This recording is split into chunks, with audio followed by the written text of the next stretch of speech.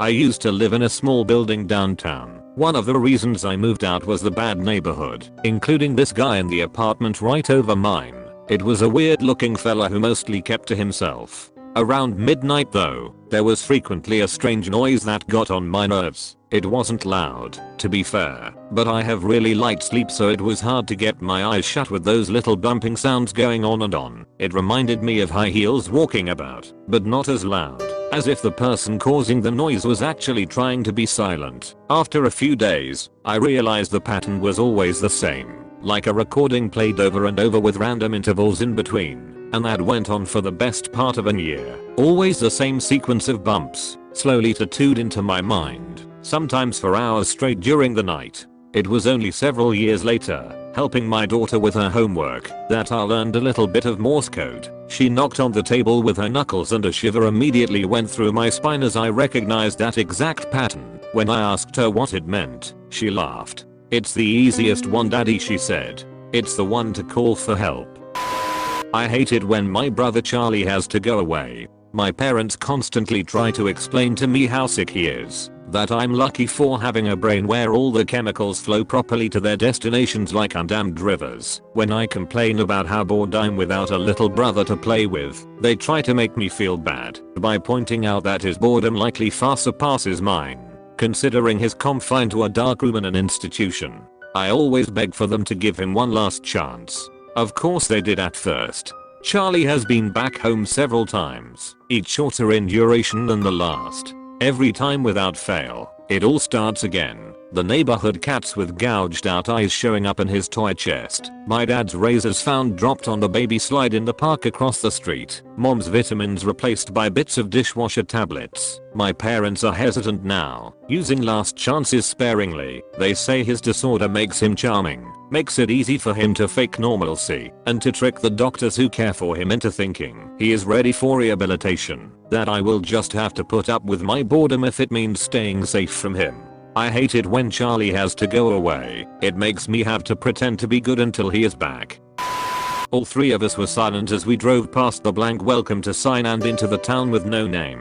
The people all watched us with the same slack expression, their heads tilted at identical angles as if listening to a single far-off sound. For a moment, I heard it too. For a moment, the people in the car seemed like strangers and I couldn't remember who we were or where we were going. But then we passed the last house and it came back. We were all old friends, all traveling together, all safe, all four of us.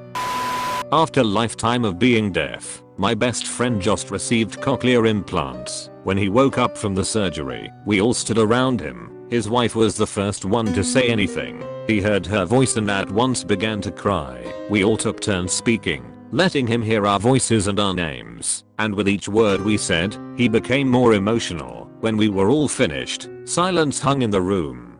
He looked up at me and asked what that sound was. It took me a moment to understand what he was hearing, and when I understood, I told him he was hearing silence. He shook his head. "This isn't silence," he said slowly, hearing his own voice for the first time. "I've been hearing silence all my life, and this is different." A sound came from just outside the hospital room, and he perked up immediately. "Isn't that silence?" We all exchanged looks of trepidation around the room before I spoke. "No," I said slowly. "That was the sound of someone screaming."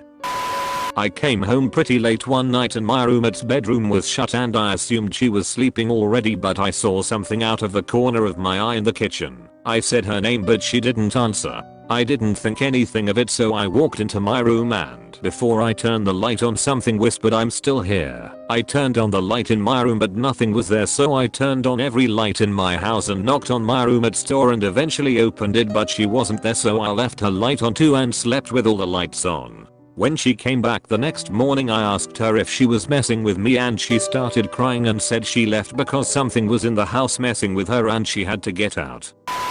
We, me, my wife and my 3-year-old son, are sitting in the food court at Costco. There is another family with a 4 to 5-year-old girl sitting behind us. My son looks at me and says, "Do you see that girl over there? I'm going to teach her a lesson." So I'm taken aback for a second, then I think he must intend to teach her numbers or some other normal thing you teach people. So I ask what he is going to teach her. His response, "I'm going to teach her to drown."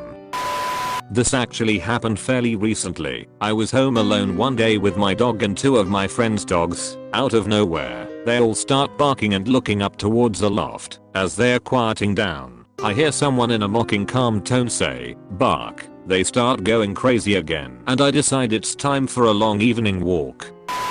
My great aunt lived way out in the boonies by an old southern prison. This was before most people had TV, so she had been listening to the radio and found out that a violent rapist had escaped from the prison nearby. She walked into her bedroom and had one of those old saggy mattresses and felt something under the bed. She said something didn't feel right, and she slowly got off the bed and called the police. When they arrived, they found the rapist under her bed holding a knife from her kitchen. He told them he had been waiting for her to go to sleep so he could rape her and then stab her to death. We found a leg while cutting lawns along this bike trail. Me and a co-worker found a mostly decayed, severed from the knee down, leg.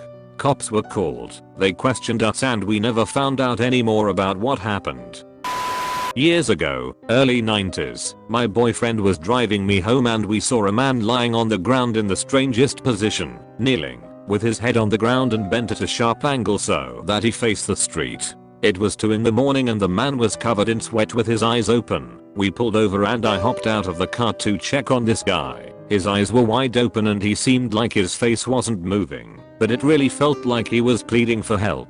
He didn't respond at all when called out to him. No blinking, glassy eyes. I reached out to touch him and he was ice cold. I'm sure he wasn't breathing. This was before cell phones. So I hopped back in the car and we sped back to my house to call 911. 10 minutes later, the police called back to ask for the cross streets again. Apparently, they arrived at the corner and there was nothing there. I verified that they had the right spot and they said they would call back if they needed any more information. That was the last I ever heard about it. I checked the newspaper for the next few weeks, but we never found out anything else about that man.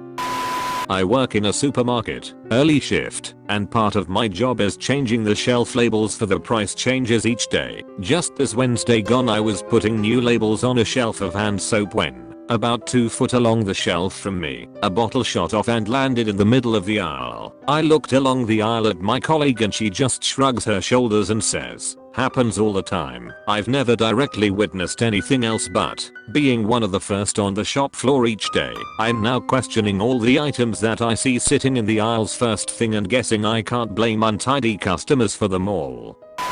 My sophomore year in college I ran into this guy that was a year younger than me. Let's call him Mitch. Mitch and I were acquaintances that ran in the same circles. He was a nice guy, smart, and quiet.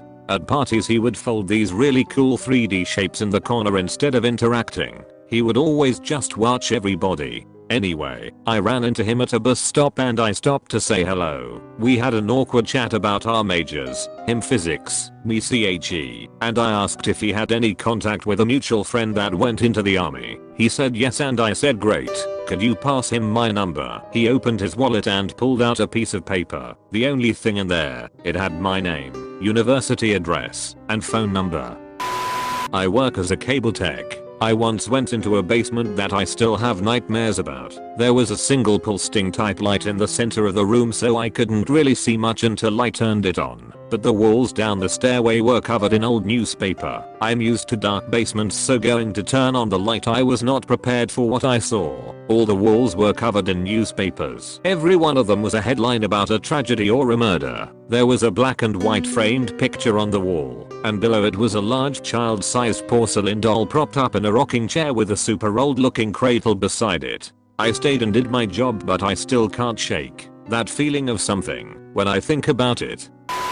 Every few months, in a department with over 20 women, we'd all come in nearly identical outfits. It was odd. We were all ages and races and styles, but there'd be a day when everyone would show up in a black skirt and red blouse. A few months later, everyone in brown slacks and a cream colored dress shirt. A few months later, gray skirt and black sweater. We could never figure out the trigger. TV show character looking fly in that outfit the night before. A visitor to the building who appeared Polish had nothing. Always creeped me out, as it seemed to represent some sort of groupthink or collective consciousness working on us. This is a story from my mother. She was home alone for a while and was expecting a friend over and was taking a shower. In case her friend came while she was still showering, she left a note on the front door that said, "I'm in the shower, come on in." While she was showering, she heard a knock on the bathroom door and she said, "I'll be right out." When she got out of the shower, nobody was there, and a few minutes later her friend pulled into the driveway.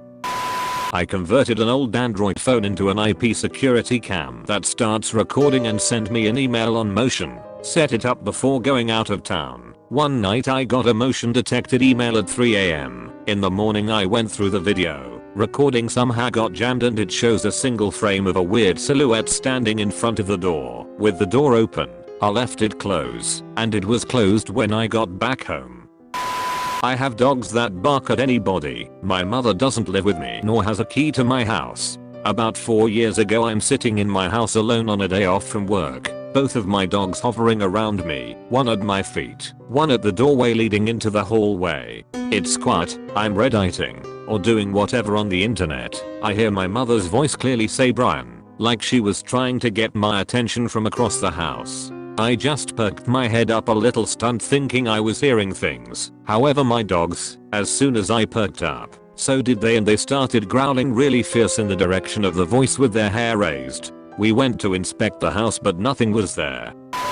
This happened quite a few years ago when I was at uni. My friends and I were living on a ground floor flat and my room was at the front of the building. Outside my window was the front garden. My boyfriend, at the time, and I had literally just finished having sex, and I put my head on the pillow and glanced to my right, which is where the window was. There was a gap between the curtain and the window and I was met with a pair of eyes watching me. We both, me and the peeper, had the instinct to look away and then quickly look back. At this point, I shouted to my ex that there was someone watching us from outside. He jumped, opened the window and shouted various amusing warnings. He could see that the grass was disturbed, so that someone had been there, and by the looks of it more than once.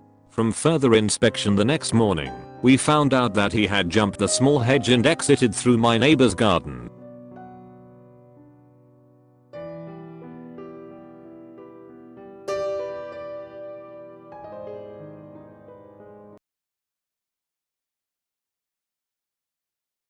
Cowbelly, let's go, baby. Demonetization is dropping your rating to stop a migration of top innovation and content creation in an opposite way. I saw your new status and got inspiration to drop a new cape. On top of your face is a mock and the face of the clock is still raised. The mob is impatient. A monster is late, cannot just escape. You'll drop like a cave. YouTube Ukraine, you thought you would make it. Asked all the creators who want to get paid for their awesome creation. So take the advice of God and make it. All I got to say is Cowbelly TV gets more traffic than a metropolis. Yes bitch, that's me. And I'm still looking for where my profit is.